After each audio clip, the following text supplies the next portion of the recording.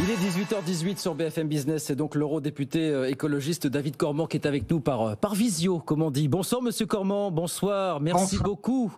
Merci d'être avec nous quelques minutes ce soir sur BFM Business. On a beaucoup de questions ayant trait à l'énergie évidemment à vous poser. On en revient toujours là de toute façon en ce moment. Comme une petite question à vous poser aussi sur la situation française du côté de la SNCF. Comment est-ce que vous regardez cette sortie de conflit et ce conflit d'un genre nouveau? Est-ce que c'est annonciateur d'un conflit social, plus abrupt, plus soudain? Comment est-ce que vous regardez tout ça vous personnellement? Écoutez, d'abord, il faut se féliciter du fait qu'il y ait une solution qui a été trouvée. Pour toutes les personnes qui ont prévu de prendre le train, ça retire un stress pour ces fêtes de fin d'année. Et on n'a pas besoin de stress en plus, compte tenu de l'époque dans laquelle on vit. Après, oui, je pense qu'effectivement, on vit dans un moment de tension avec des inégalités qui sont importantes, avec des attentes qu'on a, notamment des services publics, et en même temps des moyens qui ne sont pas à la hauteur pour que ces services publics soient de qualité. Donc il faut aligner les attentes légitimes que nous avons avec les moyens qu'on a pour le faire. Et donc moi, je n'ai pas envie de condamner comme ça, de faire le malin par rapport à ce mouvement social qu'il y a eu, même si sa forme m'interroge. Mais ça fait partie aussi des évolutions qu'il y a et qu'il faut prendre en compte. Comment vous regardez le débat qui monte depuis quelques heures sur l'opportunité d'encadrer encore plus le droit de grève, justement, pour faire face à ces mouvements d'un genre un peu nouveau? Vous avez vu qu'on parle beaucoup de l'exemple italien, notamment depuis 24 heures en France. Oui, je ne crois pas que ce soit la solution. Je pense que quand il y a des problèmes dans nos services publics, quand il y a des problèmes dans la société, ce n'est pas par la coercition qu'on y arrive, surtout quand on parle de dialogue social. On a besoin d'un dialogue social qui soit plus riche, plus intense, avec des syndicats qui soient plus représentatifs et avec lesquels on dialogue davantage. Oui. Je ne pense pas que ce soit par l'autoritarisme et par l'empêchement de manifester son opposition qu'on arrivera à résoudre les problèmes sur le fond. Sur les dossiers énergétiques, on y vient, Monsieur Cormand. C'est notamment sur cet accord conclu la semaine dernière au forceps, après des mois de discussion sur le plafond du prix du gaz. 188 € le mégawattheure. Voilà le plafond qui a été défini, qui est environ 40% supérieur au prix actuel. Est-ce que vous pensez, finalement, que tout ça va vraiment pénaliser la Russie ? Et que deux, ça va nous prémunir d'une envolée du prix du gaz, de prix qui reste encore relativement élevé finalement? Est-ce que c'est un accord pour quelque chose, en fait? Voilà. Oui, il faut comprendre que cet accord, d'abord, vous l'avez dit, il a été obtenu au forceps, parce qu'il a fallu de nombreuses semaines, puisqu'il y avait des approches différentes entre les différents États. J'attire l'attention de ceux qui nous regardent, d'ailleurs, et celles qui nous regardent, sur le fait que ce n'est pas l'Union européenne, c'est les États qui ont eu du mal à se mettre d'accord. Si on était dans une Europe fédéraliste, c'est au niveau du Parlement que ça se serait fait. Là, c'est les États qui ont eu du mal à se mettre d'accord. Là, aujourd'hui, vous parlez des 180, moi j'avais 185 €, mais peu importe, ou 35 € de plus du prix du GNL. Oui. En fait, c'est des seuils qui sont assez élevés. Donc, ça a vocation à être un système qui existe pour ne pas avoir à s'en servir. En réalité, c'est ça sa philosophie. Ça empêche des excès trop importants, comme on avait eu à l'été dernier, avec des prix à 335 € le mégawattheure.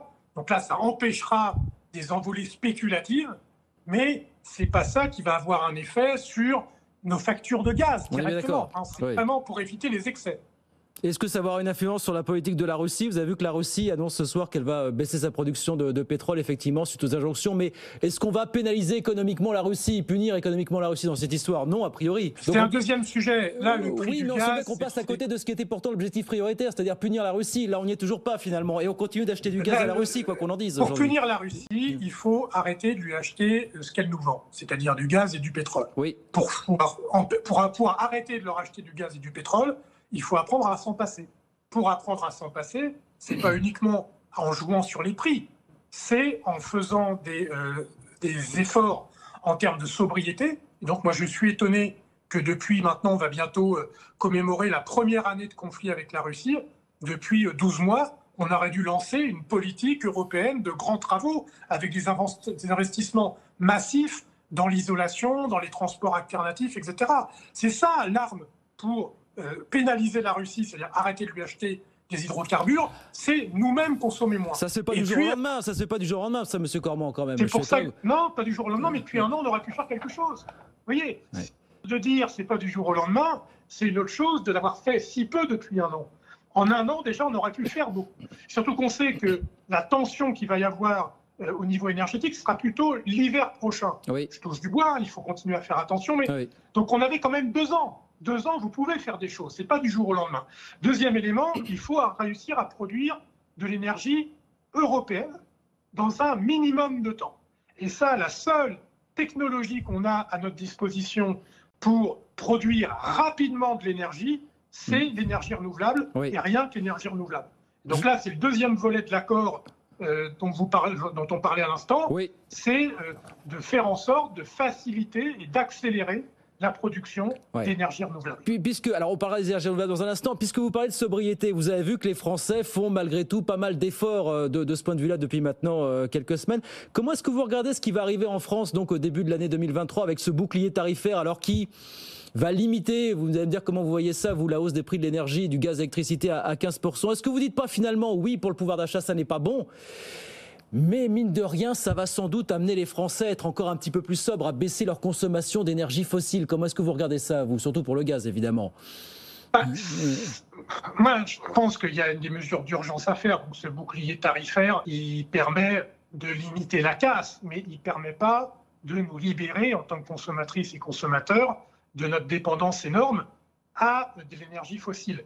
Et en dehors du il aurait fallu un bouclier encore moins protecteur, c'est ça que vous dites finalement pour... Si, mais nous on avait proposé un bouclier social et écologique qui allait davantage vers ce que je vous disais juste avant, à trouver des solutions de sobriété, avoir des aides encore plus ciblées qu'elles ne le sont sur les personnes qui sont vraiment dépendantes de leur voiture et qui ne peuvent pas faire autrement. Donc là, j'ai vu qu'il y avait davantage de conditionnalités qui avaient été mises, mais il faut vraiment cibler ces aides. Sinon, on arrose le sable, si vous voulez. Ça dépend, ça coûte quand même des dizaines de milliards. Et si c'est autant d'argent qu'on n'utilise pas du coup pour la sobriété. Donc, il faut ce bouclier tarifaire, il faut vraiment qu'il soit ciblé. Après, vous m'interrogiez sur le fait de baisser la consommation. Oui. Quand c'est une baisse de consommation choisie, c'est une bonne nouvelle pour les ménages, parce que c'est du pouvoir d'achat et du pouvoir de vivre en plus. Par contre, quand c'est des économies subies, quand c'est de la sobriété subie, et que ça veut dire que les gens ils arrêtent de chauffer et qu'ils tombent malades, ça, c'est beaucoup moins positif. C'est pour ça qu'il faut lier la logique d'aide financière aux gens qui en ont besoin à la sobriété et donc à la politique d'isolation, d'alternatives transport, etc., etc. Il faut vraiment une politique globale en la matière. Sinon, on court après la balle. Il nous reste 2 minutes, David Corban. Bonne nouvelle, on voit RTE qui est moins pessimiste sur la situation pour le mois de janvier, qui nous dit que le risque de coupure s'éloigne petit à petit. Le nombre de réacteurs nucléaires qui redémarrent en légère hausse finalement. Vous dites, bon, on va passer l'hiver finalement sans trop d'encombre et on aura besoin, quoi qu'on en pense, des réacteurs, d'avoir un maximum de réacteurs en état de fonctionner l'hiver prochain. Bien sûr. En France, on est obligé d'avoir, c'est ça qui est extraordinaire avec le nucléaire, c'est que j'entends les commentaires sur c'est formidable, il y a 41 réacteurs qui fonctionnent sur 56 de mémoire, comme si c'était une performance. Ça sera évidemment, c'est-à-dire que ça ne sera pas de trop pour cet hiver, c'est ça surtout l'histoire. C'est sûr que ça ne sera pas de trop, mais évidemment, vu qu'on est complètement dépendant de ces réacteurs. Le problème, encore une fois, c'est qu'on s'est rendu dépendant, et la France plus que tout autre pays du monde, d'une technologie qui, c'est moins qu'on puisse dire, a des ratés. Et surtout, ce sur quoi je vais insister, c'est que, au fond, les réacteurs qui aujourd'hui sont les plus fiables, ceux qu'on arrive le moins mal à faire fonctionner, ce sont les plus anciens. Oui. C'est-à-dire que plus les réacteurs sont récents, plus ils ont des problèmes. Et les plus récents, c'est les EPR. Eux, c'est même pas qu'ils ont des problèmes. C'est qu'on n'arrive pas à les faire marcher. Oui, j'entends bien. Donc vous dites quoi pour les prochaines années? On va continuer à jongler avec le nucléaire et les renouvelables. Il faut une stratégie. Il y a toujours un objectif de 40% de renouvelables dans le mix européen en 2030. C'est toujours l'objectif, ça, aujourd'hui, très clairement. Oui, c'est l'objectif qui est au niveau européen. Après, la France, c'est une situation particulière parce que, comme on vient de le dire, elle est très dépendante de son parc nucléaire. Donc moi, je suis pour dire beaucoup de sobriété, je suis pour dire beaucoup de renouvelables. Et en attendant, les réacteurs nucléaires anciens qui sont amortis, qu'on arrive à faire fonctionner avec des normes de sécurité satisfaisantes, ça faut le faire, évidemment, puisqu'on est obligé. Mais il faut qu'on aille vers une solution énergétique en France qui soit libérée du fossile et aussi libérée du nucléaire. Voilà, combat de long terme en attendant. Bien, RTE, donc moins pessimiste, et qui nous dit qu'on devrait passer l'hiver prochain sans trop d'encombre. Après, ce sont des sujets qu'on n'a pas fini d'aborder, évidemment. Merci beaucoup, en tout cas. Merci beaucoup, Monsieur Corban, d'avoir